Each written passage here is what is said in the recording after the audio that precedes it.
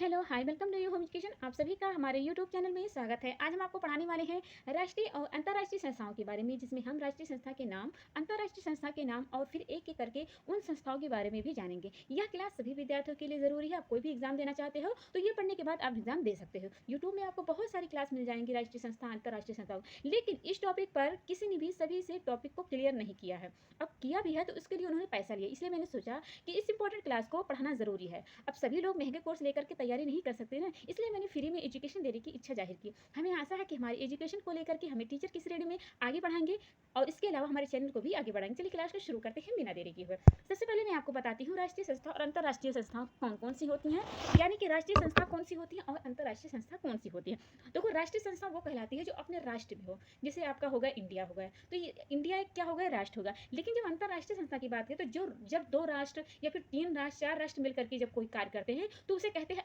कहते हैं अंतर्राष्ट्रीय। ठीक है, अब यहाँ पे बात करते हैं कि अंतर्राष्ट्रीय संस्था कौन सी होती है। सबसे पहले आप यहाँ पे देखिए भारतीय शिशु कल्याण समिति, यानी कि इसे कहा जाता है आईसीसीडब्ल्यू। आईसीसीडब्ल्यू को कहा जाता है, फुल फॉर्म इसका Indian council of child welfare होता है, जिसे हिंदी में कहा जाता है भारतीय शिशु कल्याण समिति। हम अभी एक एक करके आपको बताते हैं, उसके बाद में हम आपको पूरा एक एक समृद्ध करेंगे, अच्छे से पढ़ाएंगे कि इसमें क्या क्या बातें होती हैं, क्या क्या इसमें कार्य होता है। दूसरा नंबर पे देखिए लिखा है यस CSWV, यानी कि सेंट्रल सोशल वेलफेयर बोर्ड, जिसे हिंदी में कहा जाता है केंद्रीय समाज कल्याण। उसके बाद में है ICAR, यानी कि Indian council of agriculture research होता है, जिसे हिंदी में कहा जाता है भारतीय कृषि अनुसंधान परिषद होता है। अगला नंबर पे है ICMR। ये सब क्या हो, राष्ट्रीय संस्थाएं हैं। ICMR का फुल फॉर्म होता है Indian council of medical research होता है, जिसे हिंदी में कहा जाता है भारतीय चिकित्सा अनुसंधान परिषद होता है। उसके बाद में निन है, निन को कहा जाता है नेशनल इंस्टीट्यूट ऑफ न्यूट्रिशन होता है। ठीक है, ये सब जो हम यहाँ पे लिखे हुए हैं ये सब है राष्ट्रीय संस्था। ऐसा नहीं है कि इतनी ही राष्ट्रीय संस्थाएं होती हैं, यहाँ पे हमने मुख्य मुख्य लिखा जो आपके होम साइंस क्लास में आपसे अब पूछा जाता है। इसके अलावा भी बहुत सारी संस्थाएं होती हैं, लेकिन राष्ट्रीय संस्थाओं की जो मुख्य मुख्य संस्थाएं होती हैं उससे ही पढ़ा जाता है। इतनी सारी संस्थाएं होती हैं, सब संस्थाओं के बारे में थोड़ी ना आपसे पूछा जाएगा। जो मुख्य मुख्य जो ज्यादा अहम कार्य करता है उनके बारे में क्वेश्चन पूछा जाता है। अब यहाँ पे देखिए लिखा है अंतर्राष्ट्रीय संस्था। अंतर्राष्ट्रीय संस्था बहुत सी होती हैं, लेकिन जो मुख्य मुख्य है वही आपके टॉपिक में आएगा, आपकी क्लास में, यानी कि आप होम साइंस अगर एग्जाम से पढ़ रहे हो तो होम साइंस में आपसे बस यही 3 4 5 पूछा जाता है। सबसे पहले है WHO। WHO क्या है, एक अंतर्राष्ट्रीय संस्था है। ठीक है, यूनाइटेड के साथ कार्य करता है। अगला नंबर पर है यूनिसेफ, अगला नंबर पर है निप्सिट, यूनेस्को, रेड क्रॉस। ये सब क्या है, ये सब आपकी अंतर्राष्ट्रीय संस्था है। अब चलो हम बात करते हैं, हमने अभी बताया आपको ना, एक एक करके समझते हैं। तो आज हमारी पहली क्लास होगी संस्थाओं के बारे में, जो अंतर्राष्ट्रीय संस्था है WHO, यानी कि हम WHO के बारे में आज हम गहन अध्ययन करने वाले हैं। इसमें आपसे पूछ लिया जा सकता है कि WHO का फुल नाम क्या होता है, यानी कि हिंदी में इसे क्या कहा जाता है, इंग्लिश में इसका फुल फॉर्म क्या होता है। इसके अलावा आपसे पूछ लिया सकता है कि इसकी स्थापना कब हुई, इसका प्रपोजल कब रखा गया था, इसके अलावा इसका संविधान कब बना। आपसे बहुत बार एग्जाम में क्वेश्चन यहाँ से बना हुआ, इसका कार्य कहाँ होता है या कहाँ से फैला होता है, सब आपसे पूछा जाता है। तो सबसे पहले आप यहाँ पे देखिए WHO का फुल फॉर्म क्या होता है। तो W से होता है वर्ल्ड, एस से होता है हेल्थ, ओ से होता है ऑर्गेनाइजेशन, यानी कि WHO का फुल फॉर्म होता है वर्ल्ड हेल्थ ऑर्गेनाइजेशन, जिसे हिंदी में कहा जाता है विश्व स्वास्थ्य संगठन। WHO क्या करता है, संयुक्त राष्ट्र संगठन जो होता है, यानी कि UNO, यूनाइटेड नेशन ऑर्गेनाइजेशन के साथ मिलकर के यह कार्य करती है। ठीक है, यानी कि कुल मिलाकर कहा जाए कि WHO की जो स्थापना हुई थी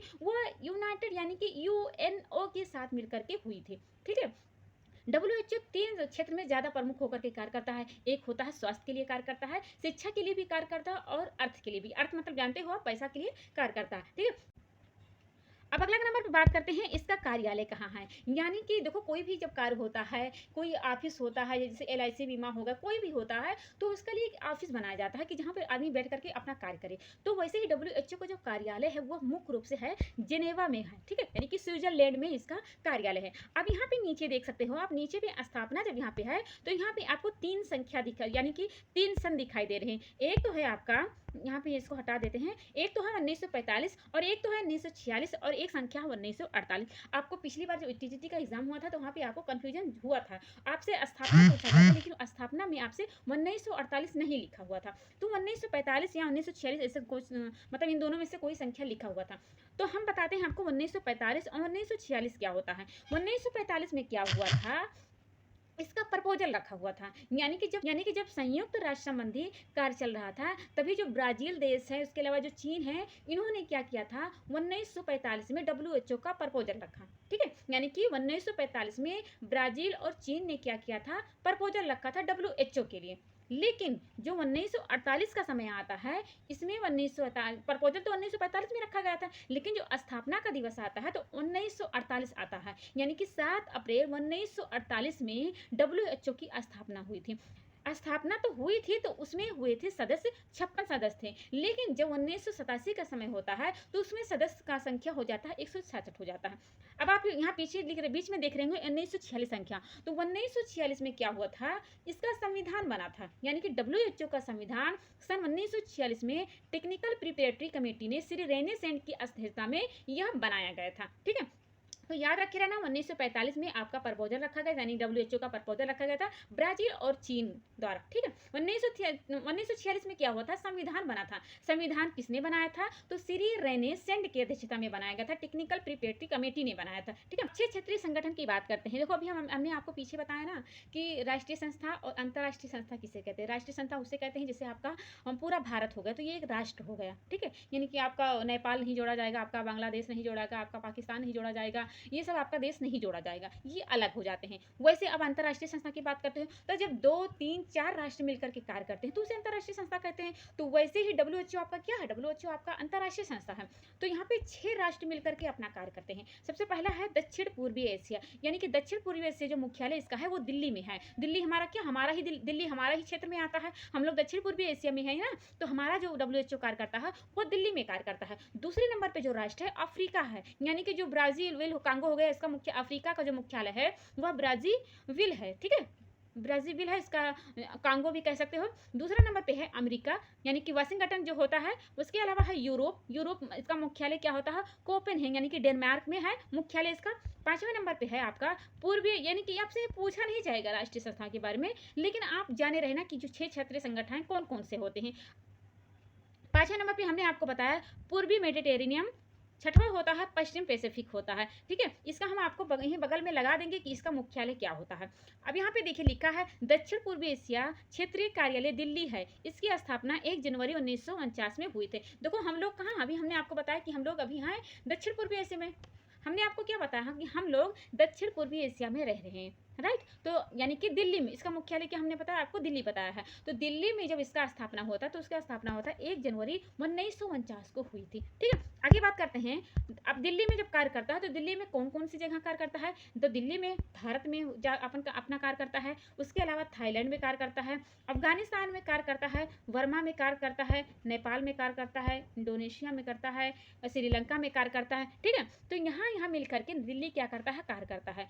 यहाँ सब मिल करके अपनी अपनी जो सेवाएं होती हैं उसको प्रदान करता है। देखो जो सभी देश हमने अभी आपको बताया, जो देशों के नाम बताए हैं, वो लोग क्या करते हैं, कुछ पैसे लगाते हैं, यानी कि सभी देश डब्ल्यूएचओ को एक अनुदान के रूप में देते हैं पैसा, और जो अपनी आवश्यकता होती है आवश्यकता अनुसार उस अनुदान को वापस ले लेते हैं। जैसे भूकंप आ गया, बाढ़ आ गया, कुछ भी दिक्कत हो जाती है, कुछ हेल्थ के लेकर के, कुछ स्वास्थ्य को लेकर के, इसके अलावा कुछ शिक्षा के लेकर के, कोई अर्थ के लेकर के, तो जब ज़रूरत होती है तो जो देश अपना पैसा डब्ल्यूएचओ को दिए रहते हैं, तो जब ज़रूरत पड़ती है तो वो देश अपना ले लेते हैं। जैसे कि हमने आपको भारत का बताया, थाईलैंड हो गया, अफगानिस्तान हो गया, वर्मा हो गया, नेपाल, तो ये लोग क्या करते हैं, डब्ल्यूएचओ को अपना अनुदान देते हैं, यानी कि कुछ पैसा देते हैं जितना देना चाहिए। ठीक है? आगे बात करते हैं। अब यहाँ पे देखिए लिखा है डब्ल्यूएचओ का कार्यक्षेत्र। आपको पिछली बार यहाँ से भी पूछा गया था कि डब्ल्यूएचओ कहाँ कहाँ मिलकर के कार्य करता है, तो आपको 3 याद रखे रहना, स्वास्थ्य, उसके अलावा शिक्षा, उसके अलावा अर्थ, लेकिन ज़्यादा आप स्वास्थ्य को याद रखे रहना। ठीक है? वह मातृ एवं शिशु के स्वास्थ्य के लिए ये भी याद रखना, क्योंकि ऑप्शन में आपसे यह पूछा गया था कि यह मातृ और शिशु कल्याण के लिए कार्य करता है। दूसरा नंबर पे जन शिक्षा के लिए कार्य करता है, पोषण के लिए कार्य करता है, व्यवसायिक शिक्षा के लिए, जन स्वास्थ्य के लिए और मानसिक स्वास्थ्य के लिए, पारिवारिक स्वास्थ्य के लिए और नर्सिंग के लिए। यानी कि डब्ल्यूएचओ का जो कार्य है वो कुल मिलाकर 8 क्षेत्रों में है। ठीक है? 8 क्षेत्रों को याद रखे रहना। अगर ऑप्शन में नहीं ये सब आता है तो इसको देखना, अगर ये नहीं ये है तो इसको लास्ट में लगाना, जो जन स्वास्थ्य होता है, मानसिक स्वास्थ्य, इनको लास्ट में लगाना। लेकिन अगर पहले नंबर पे मातृ एवं शिशु स्वास्थ्य है तो इसको पहले टिक लगा देना। ठीक है? आगे बात करते हैं। अब यहाँ पे नोट देखिए लिखा है डब्ल्यूएचओ INCAP, यहाँ पे काट देना आप, डब्ल्यूएचओ ने INCAP institute of nutrition of central America and Panama की सहायता से इनका यहाँ पे गलत है, हम आपको बोल के बता देते हैं। देखो WHO ने क्या है, इनकेप के साथ मिलकर के एक प्रोटीन का निर्माण किया है। यानी कि इनकेप क्या होता है, इनकेप का फुल फॉर्म बता दें, institute of nutrition central America and Panama. यानी कि WHO ने इनकेप के साथ मिलकर के इनकेप्रीना नामक एक वनस्पति प्रोटीन का मिश्रण बनाया। ठीक है, तो यह जो प्रोटीन का मिश्रण बनाया वह उन लोगों को देता है जो प्रोटीन से पीड़ित बच्चे होते हैं, उनको क्या करता है WHO इनकेप के साथ मिलकर के उनको वह प्रोटीन देता है। ठीक है, तो याद रहना, रखे रहना कि वनस्पति प्रोटीन का निर्माण किसने किया है, यानी कि किसने बनवाया है, तो WHO और इनकेप ने बनवाया है। इनकेप का फुल फॉर्म होता है institute of nutrition of central America and Panama होता है।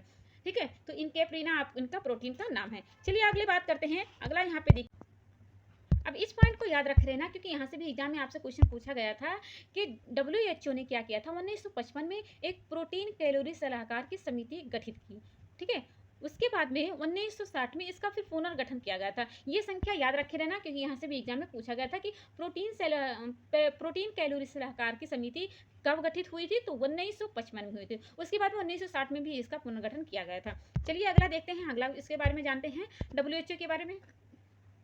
WHO के अन्य कार्य के बारे में बात करते हैं। तो WHO ने मलेरिया के लिए, हैजा इन्फ्लुएंजा, पोलियो, खसरा, पित्त ज्वर आदि के लिए रोकथाम के लिए सराहनीय कार्य किया है। यानी जब आपका मलेरिया होता है, हैजा होता है, इन सबको बीमारी जो होती हैं बहुत खतरनाक होती हैं, तो इनके लिए बहुत ज़्यादा कार्य किया है, बहुत अच्छा कार्य किया है। दूसरा नंबर WHO ने इसके अलावा जो संपूर्ण विषचेचक का उन्मूलन होता है ना, वह WHO की संस्था का ही देन है। ठीक है, 1972 में क्या होता है, 1972 में WHO ने एक शौचालय टेलीक्स का सेवा चलाई, जिसकी सहायता से अगर कोई भी सदस्य देश की अपनी समस्या आसानी से WHO को पहुंचाना चाहता है तो शौचालय टेक्स के द्वारा पहुंचा सकता है। ठीक है, WHO उनकी गंभीरता को समझते हुए उनका जो प्रयास होता है, अपना संपूर्ण प्रयास उस पर लगाता है। तो शौचालय टेलीक्स कब हुआ था, 1972 में इसका बनाया गया था। WHO ने बनाया था, क्यों बनाया था, इसलिए बनाया था कि कोई अगर समस्या हो, कोई दिक्कत हो, तो वो आसानी से शौचालय टेलीक्स के द्वारा अपने बता सके, ताकि वो आसानी से उस समस्या, जो समस्या हो, समस्या को समझ सके और समस्या का आसानी से समाधान कर सके। ये रहा आपका WHO का पूरा क्लास। आशा करते हैं कि आपको हमारी क्लास समझ में आई होगी।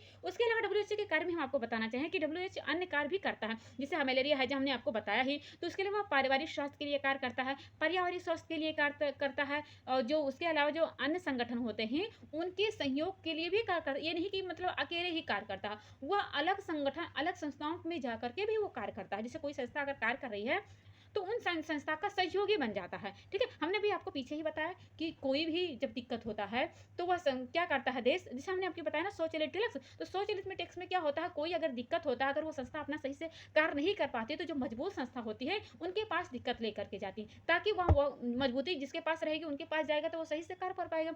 इसलिए क्या करता है WHO अन्य संस्था, अन्य योजनाओं के भी कार्य करता है अपना कार्य करते हुए। ठीक है, जो चिकित्सा के लिए भी कार्य करता है, उसके अलावा जो विशेष रोग होता है उनका रक्षा के लिए, उनकी नियंत्रण के लिए भी कार्य करता है।